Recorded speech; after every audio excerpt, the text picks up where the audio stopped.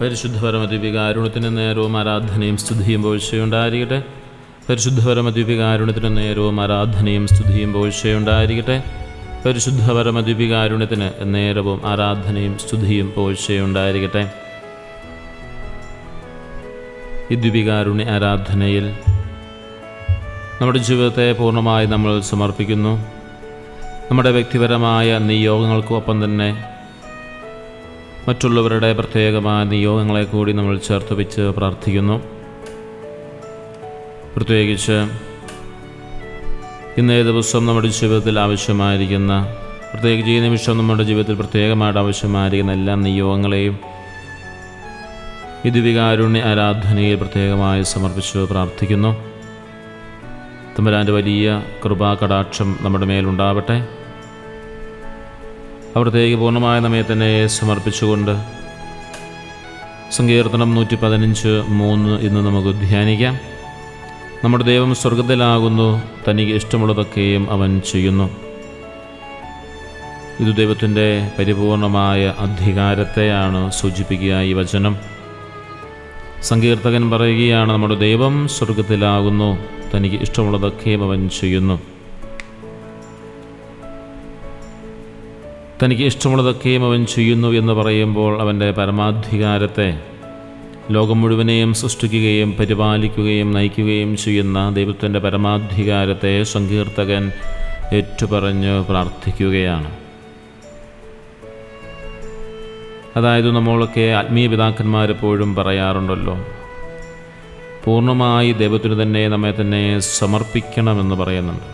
ഒരു പരിപൂർണമായ സമർപ്പണം നമ്മുടെ ജീവിതത്തിൽ ഉണ്ടാകുന്നത് എപ്പോഴാണെന്ന് ചോദിച്ചാൽ, ദൈവത്തിൻ്റെ പരമാധികാരത്തെക്കുറിച്ച് നല്ലതുപോലെ അറിയുമ്പോഴാണ്.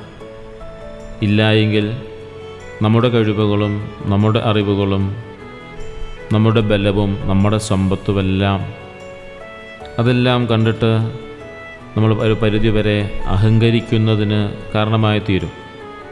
ആ ഒരു തലത്തിൽ പലപ്പോഴും നമ്മൾ ദൈവത്തെ മനസ്സിലാക്കാൻ സാധിക്കാതെ, അവിടുത്തെ ആശ്രയിക്കാതെ നമുക്ക് ലഭിക്കേണ്ട കൂടുതൽ നന്മകൾ നമ്മൾ നഷ്ടപ്പെടുത്തി കളയുന്നു. നമ്മിലൂടെ മറ്റുള്ളവർക്ക് ലഭിക്കേണ്ട അനുഗ്രഹങ്ങൾ നമ്മൾ നഷ്ടപ്പെടുത്തി കളയുന്നു.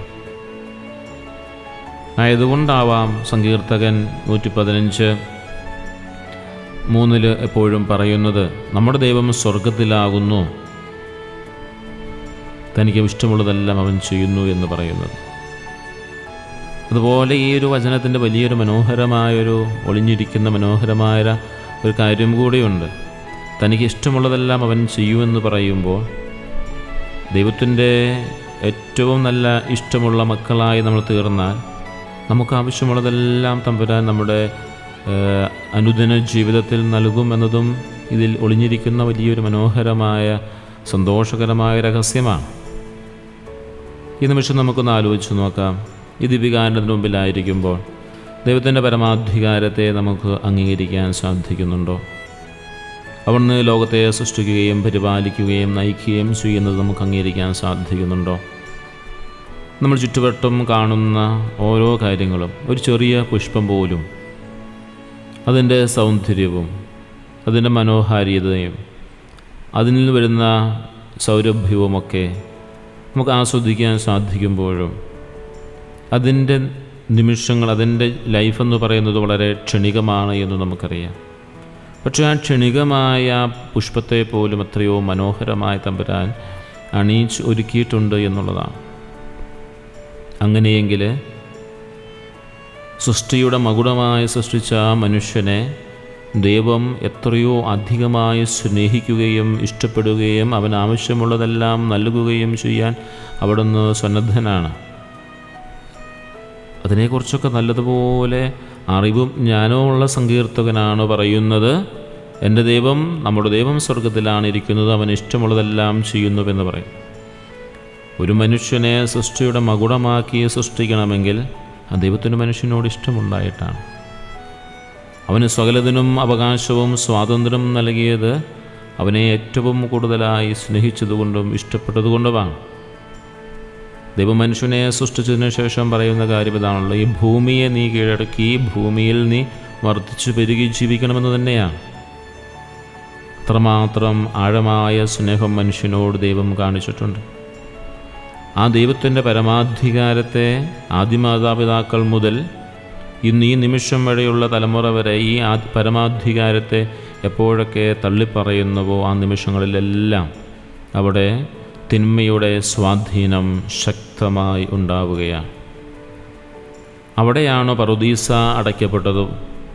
ആ പറുദീസ അടയ്ക്കപ്പെട്ടതുപോലെ തന്നെയാണ് നമ്മുടെ ജീവിതത്തിൽ അനുഗ്രഹങ്ങളും അടയ്ക്കപ്പെടുക. ദൈവത്തിൻ്റെ പരമാധികാരത്തെ സ്നേഹപൂർവ്വം ഏറ്റുപറയാൻ സാധിക്കാത്തവരുടെ ജീവിതത്തിലേക്ക് ദൈവത്തിൻ്റെ കൃപകളുടെ ആ നീർച്ചാല് അടയ്ക്കപ്പെടുകയാണ്.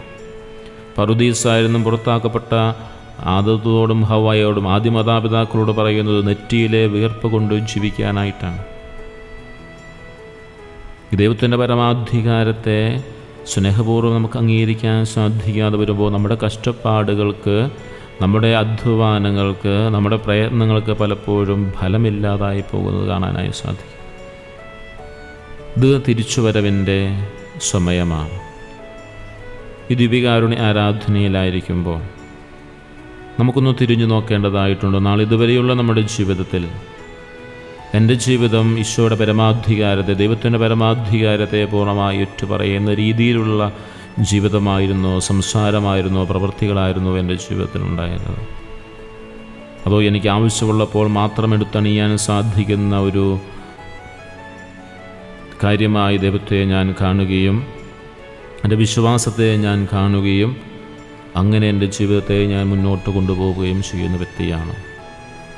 അതുകൊണ്ടാണ് നമ്മൾ പ്രാർത്ഥിച്ചത്, നമ്മുടെ ജീവിതത്തിൽ ഈശോയെ, ദൈവത്തെ കൂടുതൽ അംഗീകരിച്ച് മുന്നോട്ട് പോയാൽ നമ്മുടെ എല്ലാ നിയോഗങ്ങളും അവിടത്തേക്ക് നിവൃത്തിയാക്കി തരാൻ നിമിഷങ്ങൾ മാത്രം മതി.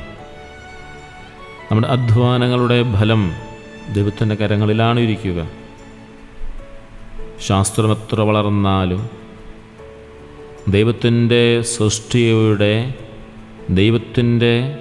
ആ സൃഷ്ടി വൈഭവത്തിൻ്റെ കുറച്ചു കാര്യങ്ങൾ മനസ്സിലാക്കാൻ സാധിക്കുമെന്ന് മാത്രമേ ഉള്ളൂ. ഏറ്റവും ചെറിയ പുഷ്പത്തിൽ അത്രയും ലഘുവായ ചെറുതായ കാര്യങ്ങൾ വളരെ മനോഹരമായി ക്രമീകരിക്കുവാൻ ദൈവത്തിനല്ലാതെ മറ്റാർക്കാണ് സാധിക്കുക? എത്ര ശാസ്ത്ര സാങ്കേതിക വളർന്നാലും, AI പോലെയുള്ള കാര്യങ്ങൾ വളർന്നാലും, മനുഷ്യൻ്റെ ഹൃദയങ്ങളെ മനസ്സിലാക്കുവാനുള്ള തമ്പുരാനല്ലാതെ മറ്റാർക്കും അത് സാധിക്കില്ല. എൻ്റെ മുഖഭാവം കണ്ട് ഒരുപക്ഷെ എൻ്റെ വികാരവിചാരങ്ങളെ മനസ്സിലാക്കാൻ സാധിച്ചാലും എൻ്റെ ഹൃദയത്തിൻ്റെ യഥാർത്ഥമായ അവസ്ഥയെ തിരിച്ചറിയുവാനായിട്ട് സാധിക്കില്ല എന്നുള്ളത് അത് നല്ല തമ്പുരാന് മാത്രമേ സാധിക്കുകയുള്ളൂ. ഹൃദയങ്ങൾ പരിശോധിക്കുന്ന ഈ പരമദ്വീപികാരത്തിന് മുമ്പിൽ നമ്മളായിരിക്കുമ്പോൾ ഒരു നിമിഷം നമുക്ക് നമ്മെ തന്നെ പരിപൂർണമായി തമ്പുരാനെ സമർപ്പിക്കാം. ഈശോയെ, ഞാൻ പരിപൂർണമായി എന്നെ തന്നെ അങ്ങേക്ക് സമർപ്പിക്കുന്നു. എൻ്റെ ചിന്തകളെയും പ്രവൃത്തികളെയും ആഗ്രഹങ്ങളെയും സമർപ്പിക്കുന്നു. എൻ്റെ മേൽ കനിവായിരിക്കണമേ എന്ന് പ്രാർത്ഥിക്കാം. എൻ്റെ നിയോഗങ്ങൾ മേൽ കനിവായിരിക്കണമേ. നമ്മുടെ എല്ലാ നിയോഗങ്ങളും ഈശോയ്ക്ക് സാധിച്ചു തരാൻ വളരെ നിമിഷങ്ങൾ മാത്രം മതി. പരിപൂർണമായി നമുക്ക് വിശ്വസിക്കാം. നമ്മുടെ എല്ലാ നിയോഗങ്ങളും ഈശോ സാധിച്ചു തരട്ടെ. പരിശുദ്ധ പരമദ്വീപികാരുണ്യത്തിന് നേരവും ആരാധനയും സ്തുതിയും പുകഴ്ചയുണ്ടായിരിക്കട്ടെ. പരിശുദ്ധ പരമദ്വീപികാരുണ്യത്തിന് നേരവും ആരാധനയും സ്തുതിയും പുകഴ്ചയുണ്ടായിരിക്കട്ടെ. പരിശുദ്ധ പരമദ്വീപികാരുണ്യത്തിന് നേരവും ആരാധനയും സ്തുതിയും പുകഴ്ചയുണ്ടായിരിക്കട്ടെ. പരിശുദ്ധ പരമദ്വീപികാരുണ്യത്തിന് നേരവും ആരാധനയും സ്തുതിയും പുകഴ്ചയുണ്ടായിരിക്കട്ടെ.